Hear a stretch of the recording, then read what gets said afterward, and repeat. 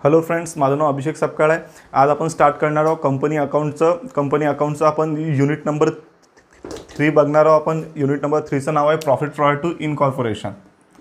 Unit number 3 profit prior to incorporation. Profit prior to incorporation पाहणार आहोत। ठीक आहे, तर सगळ्यात पहिले आपण याच्याबद्दल टोटल इन्फॉर्मेशन माहीत करून घेऊया, नंतर आपण हे बघूयात याच्यात काय काय येते काय काय येत नाही ते। ठीक आहे, तर आपलं चॅप्टरचं नाव आहे profit prior to incorporation. Incorporation म्हणजे स्थापना पूर्वीचा, इनकॉर्पोरेशन म्हणजे स्थापना आणि याचा जो मिनिंग होते ते पूर्वीचा होते, आणि प्रॉफिट म्हणजे नफा, स्थापनेपूर्वीचा नफा, स्थापनेपूर्वीचा नफा। आता ही काय कॉन्सेप्ट आहे की स्थापनेपूर्वीचा नफा आहे ना, किंवा बिझनेसची स्थापना होण्याच्या पहिले बी काही नफा वगैरे होत असते काय। आता बघा, जसं की एखादा रनिंग बिझनेस आहे, रनिंग बिझनेस म्हणजे जो बिझनेस सुरू आहे, एखाद्याचा रनिंग बिझनेस आहे। ठीक आहे, रनिंग बिझनेस आहे म्हणजे सुरू आहे, त्याच्यात प्रोडक्शन वगैरे सगळं काही होतं आहे त्या बिझनेसमध्ये, रनिंग बिझनेस आहे। ठीक आहे, तो बिझनेस आहे रामच्या नावानं। कोणाच्या नावानं आहे? Ram company limited. आता त्याने काय केलं, रामनं आपला बिझनेस नाही का रमेशला विकला। कोणाला विकला? रमेशला। त्याने टोटल बिझनेस विकून टाकला। ठीक आहे, आता रामने काय केलं, आपला स्वतःचा बिझनेस कोणाला विकला? रमेशला विकला। आता तर बिझनेसमध्ये सगळं प्रोडक्शन वगैरे, रनिंग प्रोसेस वगैरे सगळं व्यवस्थित होतं, तरी काय केलं रामने आपला बिझनेस रमेशला विकला। आता रमेशला विकला, आता कसं बिझनेस विकल्यावरती बिझनेसचे जे नाही का डॉक्युमेंटेशनची जी प्रोसेस असते ती खूप लेंदी असते। 3 महिने 6 महिने असे वेळ लागते आपल्याला लायसन्स मिळण्यासाठी, सगळ्या प्रकारच्या गोष्टी रमेश कंपनी लिमिटेडच्या नावानं होण्यासाठी। ठीक आहे, तर नाही का याच्यासाठी 3 ते 4 महिने लागतात। मग आता 3 ते 4 महिने जो रनिंग बिझनेस आहे तो बंद होणार काय? 3 ते 4 महिने रनिंग बिझनेस बंद होणार काय? रनिंग बिझनेस बंद झाल्यावरती बिझनेसवरती काय इफेक्ट पडणार? तर याच्यामुळे हा रनिंग बिझनेस कधी बंद होत नसते। तर मग नाही का रामने आपला बिझनेस विकला 1 जानेवारीला। समजा रामने आपला बिझनेस विकला 1 जानेवारीला। कधी विकला त्याने? 1 जानेवारीला विकला। कोणाला विकला? रमेशला विकला। ठीक आहे, रमेशला कधी विकला? 1 जानेवारीला। ठीक आहे, पण नाही का रमेशला नाही का त्याचं नाही का बिझनेस सुरू करण्याचं लायसन्स सगळ्या प्रोसेस त्याच्या नावाने कधी होतात? त्याच्या नावाने होतात 1 फेब्रुवारीला होऊ शकते, 1 मार्चला होऊ शकते, 1 एप्रिलला होऊ शकते, किंवा 1 मेला होऊ शकते, है ना। 30 दिवसात होऊ शकते, 45 दिवसात होऊ शकते, 60 दिवसात होऊ शकते, ते आपल्याला कन्फर्म सांगता येणार नाही। रामने आपला बिझनेस विकला रमेशला 1 जानेवारीला, बट नाही का रमेशला त्याचं लायसन्स मिळालं 1 जूनला किंवा 1 एप्रिलला लायसन्स मिळालं, असं समजूयात आपण। 1 एप्रिलला लायसन्स मिळालं। ठीक आहे, तर मग आता नाही का त्याने बिझनेस कधी परचेस केला होता? रनिंग बिझनेस 1 जानेवारीला। लायसन्स कधी मिळालं त्याला? 1 एप्रिलला लायसन्स मिळालं।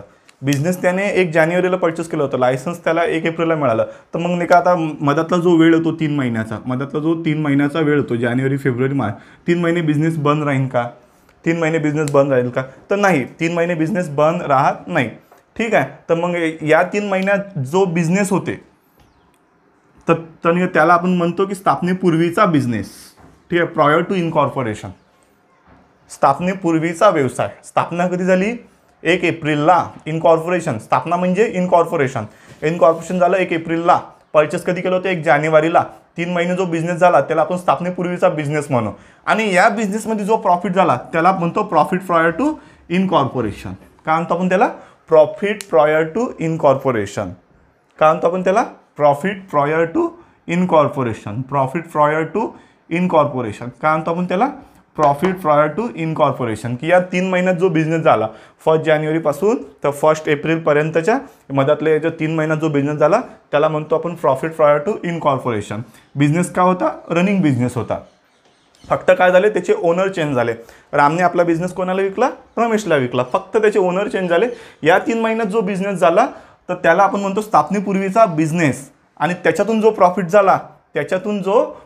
झाला तर त्याला म्हणतो प्रॉफिट प्रायर टू इनकॉर्पोरेशन। तर हे आपल्या चॅप्टरचं नाव आहे, unit number 3 profit prior to incorporation. याच्यात फक्त आपल्याला एकच अकाउंट बघायला लागते, त्याचं नाव आहे प्रॉफिट अँड लॉस अकाउंट। काय बघायला लागते आपल्याला? फक्त याच्यात profit and loss account. Sir एकच अकाउंट का बरं बघत आहे तुम्ही सर नाही का पहिले जे असते ट्रेडिंग अकाउंट का नाही बघत आहे, बॅलन्स शीट का नाही बघत आहे? प्रत्येक गोष्टीचा आन्सर आहे आपल्याकडे, आपण प्रॉफिट अँड लॉस अकाउंटच का बघत आहे? जे ट्रेडिंग अकाउंट असते ना, ट्रेडिंग अकाउंट म्हणजे काय? ट्रेडिंग अकाउंट म्हणजे उत्पादनासंबंधीचे सगळे खर्च आपण डेबिटला लिहितो, क्रेडिटला आपण आपलं इन्कम लिहितो। ठीक आहे, तर आपल्याला हे सांगता येते की ट्रेडिंग अकाउंटला कोणता रेशो अप्लिकेबल असणार, हे आपल्याला सांगता येते। ट्रेडिंग अकाउंटला सेल्स रेशो अप्लिकेबल असणार। ट्रेडिंग अकाउंटला कोणता रेशो अप्लिकेबल असणार? Sales ratio. ठीक आहे. पण नेक्स्ट जे असते आपलं प्रॉफिट अँड लॉस अकाउंट, त्याचा आपल्याला एक्झॅक्टली रेशो सांगता येत नाही. ठीक आहे. तर आपल्याला प्रॉफिट प्रायोरिटी इन कॉर्पोरेशनमध्ये फक्त प्रॉफिट अँड लॉस अकाउंट बनावं लागते. आणि बॅलन्स शीट का नाही बनवत? बॅलन्स शीट हे एका दिवसाचं स्टेटमेंट असते. जेव्हा वर्ष संपते त्या वर्षाच्या शेवटच्या दिवशी तयार करायला लागते. त्यात वर्षभराची संपत्ती असेट लिहिल्या जात नाही. वर्षाच्या शेवटच्या दिवशी म्हणजे 31 मार्चला कंपनीमध्ये किती संपत्ती आहे, किती असेट आहे, किती लायबिलिटी आहे हे लिहिल्या जाते. मग बॅलन्स शीटचा प्रश्नच येत नाही. राहिलं ट्रेडिंग हे उत्पादनावरती डिपेंड करते. स्थापने पहिले किती उत्पादन झालं, स्थापनेनंतर किती उत्पादन झालं याच्यावरती त्याचं डिपेंड करते. पण जे असते profit and loss account, profit and loss अकाउंटमध्ये आपण कोणकोणते खर्च लिहितो? आपण खर्च लिहितो की जे वेळेनुसार होतात, टाईम बेसवरचे खर्च लिहितो आपण. टाईम बेसवरचे खर्च कोणते आहेत सर? टाईम बेसवरचे खर्च कोणते आहेत? सॅलरी आहे ना. कोणते खर्च आहे? सॅलरी आहे, रेंट आहे, टॅक्स आहे, जनरल एक्सपेन्स आहे, ऑफिस एक्सपेन्स आहे, इन्शुरन्स आहे, स्टेशनरी आहे, प्रिंटिंग आहे, पोस्टेज आहे, डेप्रिसिएशन आहे, रिपेअर आहे, इंटरेस्ट ऑन लोन आहे. तर हे जे खर्च आहे हे खर्च होतात टाईम बेसिसवर. सर आम्हाला एक गोष्टच समजली नाही की टाईम बेस म्हणजे काय. टाईम बेस म्हणजे याच्यात हा विचार केला जात नाही की स्थापना कधी झाली, स्थापना कधी झाली नाही, हा विचार केला जात नाही. हे खर्च होतातच, हे खर्च होतात आणि हे खर्च आपल्याला टाईम टू टाईम करावं लागते.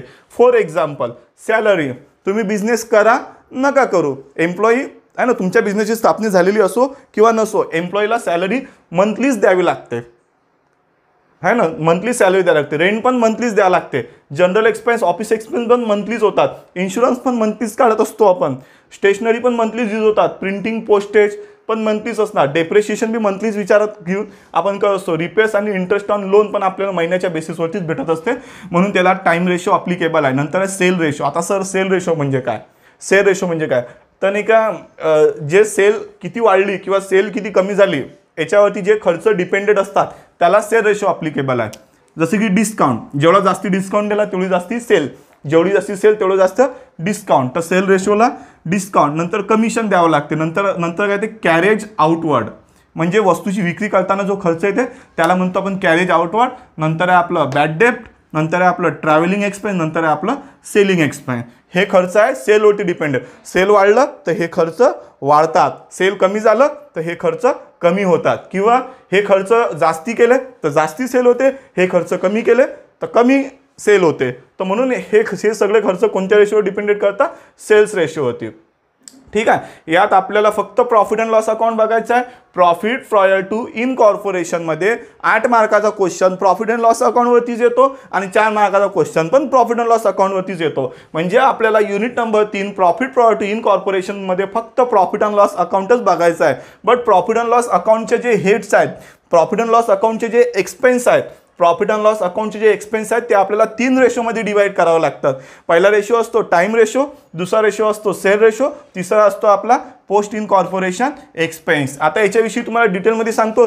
जे खर्च टाईम टू टाईम करावं लागते त्याचा याच्याशी काही संबंध नाही आहे की सेल वाढली की सेल कमी झाली. जसं की सॅलरी, आपण आपल्या एम्प्लॉईला सॅलरी देतो, आपण त्याला असं नाही म्हणत की सॅलरी की बा सेल खूप जास्ती झाली सेल तर तुला जास्ती सॅलरी देऊ, असं नाही. तो काय म्हणते की मी 1 महिना कामाला आलो, 1 महिन्याची सॅलरी लागते, म्हणजे टाईम बेसिसवर आहे. रेंट पण असंच आहे, रेंटचं पण असंच आहे. सेलचं आहे ठीक आहे, अफेक्ट नाही पडत. तुम्ही कितीही सेल करा, कमी सेल करा, जास्ती करा, काम बंद बी असलं तरी रेंट आपल्याला द्यावंच लागते. मग जनरल एक्सपेन्स, ऑफिस एक्सपेन्स पण ऑफिसच्या याच्यावरती डिपेंडेड करतात. नंतर आहे इन्शुरन्स बी टाईमलीच द्यावं लागते आपल्याला. Stationery, printing, postage, depreciation, repair, interest on loan. आपण लोन घेतलं तर आपली जास्ती सेल होत आहे तर आपल्याला जास्ती किस्त भरावं लागते, असं नाही. जेवढं लोन घेतलं त्याची टाईमली जेवढी किस्त येते तेवढीच किस्त भरावं लागते. सेल रेशो आहे ना, हे खर्च वाढवले की सेल वाढते, हे खर्च कमी झाले तर सेल कमी होते, किंवा सेल जास्ती करायची असेल तर हे खर्च जास्ती करावं लागतं, सेल कमी करायची तर हे खर्च कमी. तर नाही का सेलमुळे ज्या एक्सपेन्सवरती अफेक्ट पडते त्याला आपण काय म्हणतो? Sales ratio. का म्हणतो आपण त्याला? Sales ratio. नंतर आहे पोस्ट इन कॉर्पोरेशन एक्सपेन्स. बघा, बिझनेस कधी परचेस केला? 1 जानेवारीला. इन कॉर्पोरेशन कधी झालं? स्थापना कधी झालं?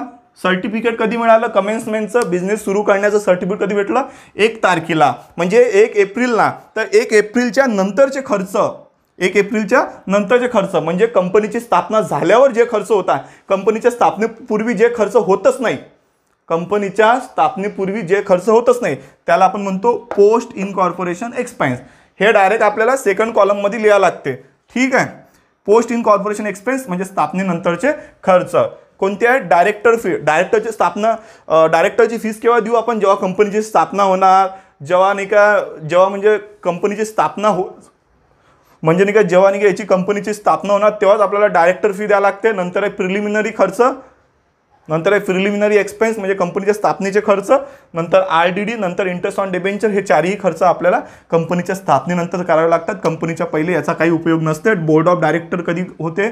इस्टॅब्लिश कधी होते बोर्ड ऑफ डायरेक्टर? कंपनीची स्थापना झाल्यानंतर. नंतर डायरेक्टर फी द्यावी लागते. प्रिलिमिनरी एक्सपेन्स म्हणजे स्थापनेचा खर्च. ठीक आहे, प्रारंभिक व्यय म्हणतो आपण त्याला मराठीत. स्थापनेचा खर्च स्थापना करता वेळेस किंवा स्थापना झाल्यानंतर हा खर्च होते. RDD म्हणजे आपल्याला गव्हर्नमेंटनं डाऊटफुल डेपवरती जी सूट दिलेली असते त्याला RDD म्हणते. गव्हर्नमेंट आपल्याला कधी सूट देणार? कंपनीची स्थापना झाल्यानंतर. तर मग ते RDD पण पोस्ट इनकॉर्पोरेशन एक्सपेन्समध्ये येते. Interest on debenture. आता डेबेंचर म्हणजे काय होते माहिती आहे का? कंपनी स्थापना झाल्यावरतीच आपण डेबेंचर इश्यू करू शकतो. डेबेंचर म्हणजे लोकांकडनं लोन घेणं, लोकांना आपली जी कंपनी आहे त्याच्या नावानं डेबेंचर काढणं आणि लोकांजवळून लोन घेणं. तर आता डेबेंचरचा इंटरेस्ट कधी देऊ? स्थापना झाल्यानंतर, कारण की डेबेंचर इश्यू स्थापना झाल्यानंतर होतात, तर त्याचा इंटरेस्ट बी नंतरच द्यावा लागेल. तर हे 3 रेशो आपल्याला लर्न करणं कंपल्सरी आहे. 3 रेशो लर्न केले तर आपल्याला प्रॉफिट प्रायोरिटी इन कॉर्पोरेशनमध्ये काहीही प्रॉब्लेम होत नाही. पहिला रेशो आहे time ratio. Salary, rent and tax, general expense, office expense, insurance, stationery, printing, postage, depreciation, repair, interest on loan. हे आपल्याला लर्न करायचं आहे. लर्न म्हणजे लर्नच करायचं आहे. लर्न नाही केलं तुम्ही ना तर तुम्हाला जमणार नाही. मी समजून घेतो असं बिलकुल चालत नाही. पाठांतरच करावं लागते ते. सॅलरी, रेंट अँड टॅक्स, कारण की हे कशाचे व्हॅल्यू आहेत? हे आपले व्हॅल्यू आहे प्रॉफिट अँड लॉस अकाउंटच्या डेबिटचे तिन्ही पण खर्च. ठीक आहे. टाइम रेशोमध्ये कोणते येतात? Salary, rent and tax, general expense, office expense, insurance, stationery, printing, postage, depreciation, repair, interest on loan. हे ते आपलं टाइम रेशोमध्ये. सेकंड आहे आपला सेल्स रेशो. सेल्स रेशोमध्ये कोणते येतात? Discount, commission, carriage outward, bad debt, travelling expense, selling expense. नंतर आहे post incorporation expense, director fee, preliminary expense, RDD, interest on debenture. हे सगळं तुम्हाला लिहून घ्यायचे. हे 3 रेशो तुम्हाला लिहून घ्यायचे आणि हे तुम्हाला काय करायचे? लर्न करायचे. ठीक आहे, ओके. 1 मिनिट.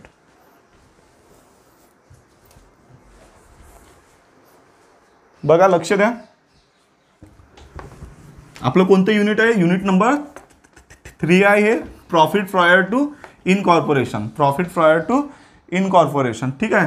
तर बघा, तर आपण याची आखणी कशी करतो? प्रोफार्मा कसा असतो याचा? बघा, लक्ष द्या.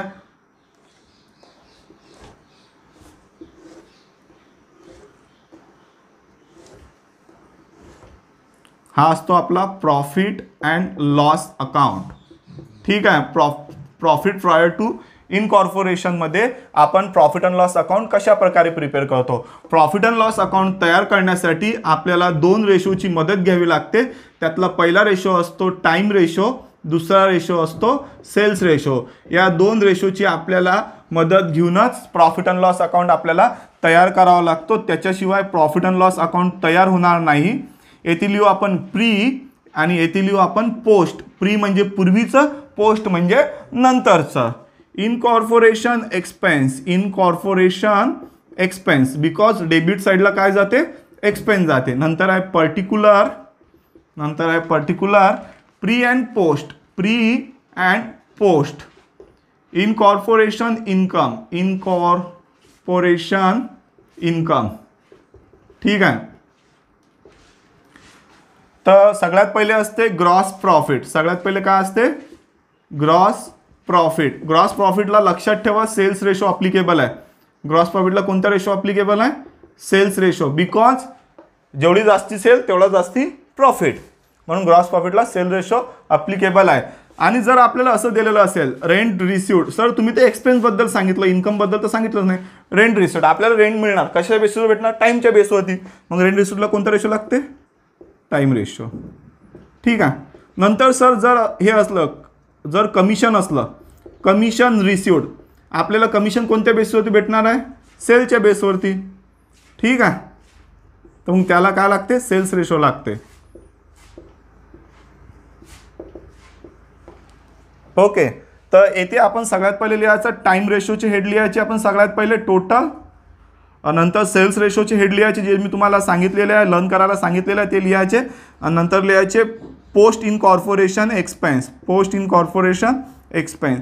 आणि पोस्ट इन कॉर्पोरेशन एक्सपेन्समध्ये इंटरेस्टिंग फॅक्ट असा आहे इंटरेस्टिंग फॅक्ट असा आहे त्याचा की आपल्याला जे पण व्हॅल्यू आहेत ते डायरेक्ट सेकंड कॉलममध्ये लिहायला लागतात. डायरेक्ट कशात लिहायला लागतात? सेकंड कॉलममध्ये. जसं की फॉर एक्झाम्पल डायरेक्टर फीज असेल, काय असेल? डायरेक्टर फीज डायरेक्ट सेकंड कॉलममध्ये. का बरं? पोस्ट इन कॉर्पोरेशन आहे, पोस्ट इन कॉर्पोरेशन सेकंड कॉलममध्ये जाईल. जसं की RDD आहे, प्रिलिमिनरी एक्सपेन्स आहे, ते डायरेक्ट कशात जाईल?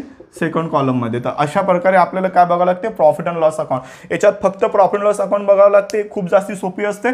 टाइम रेशो कसा काढायचा, सेल रेशो कसा काढायचा हे मी तुम्हाला नेक्स्ट लेक्चरला सांगणार आहे. ओके, यात फक्त आपल्याला काय तयार करावं लागते? प्रॉफिट अँड लॉस अकाउंट आपल्याला यात तयार करावा लागते. ओके, बाकी आपण नेक्स्ट लेक्चरला पाहूयात.